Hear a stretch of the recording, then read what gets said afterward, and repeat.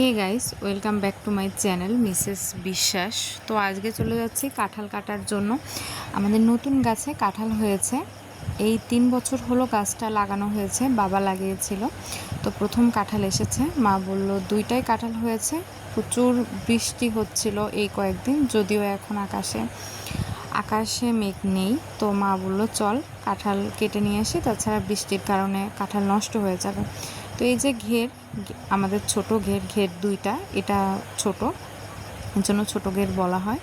আর ঘেরের এপাশে এই যে খালি জায়গা, এখানে এই যে কলা গাছ, সজনে গাছ, পেয়ারা গাছ, আর এই যে নিচে মাটিতে সবজি লাগানো হয়। যদিও এখন এখানে সবজি নেই। তো মা কাঁঠাল কাটার জন্য ডাক দিচ্ছিল, বলছিল তাড়াতাড়ি আয়। আমি মাকে বললাম একটু দাঁড়াও, আমি আশেপাশে একটু দেখছিলাম। তো মা বলল যে তাড়াতাড়ি আয়, দেরি করিস না। তো এখানে দেখছিলাম কলা গাছে কলা ধরেছে, আর এপাশেও কলা গাছ আছে, কিন্তু গাছে এখনও কলা আসেনি।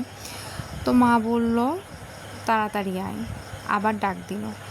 এসে আমি কাঁঠালটা ধরে শুধু দেখছিলাম। সামান্য নাড়াচাড়া করাতেই কাঁঠালটা এমনিতেই খসে মাটিতে পড়ে গেল। আর এই যে নিচে ফেটে গিয়েছিল, এটা আগে থেকেই ছিল।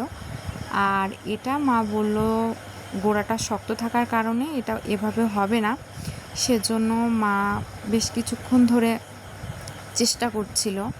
তো চেষ্টা করার পরে অবশেষে কাটা হলো। আর এই চাকুটায় বেশি ধারও ছিল না। এই ছোট 2টাই কাঁঠালই হয়েছিল।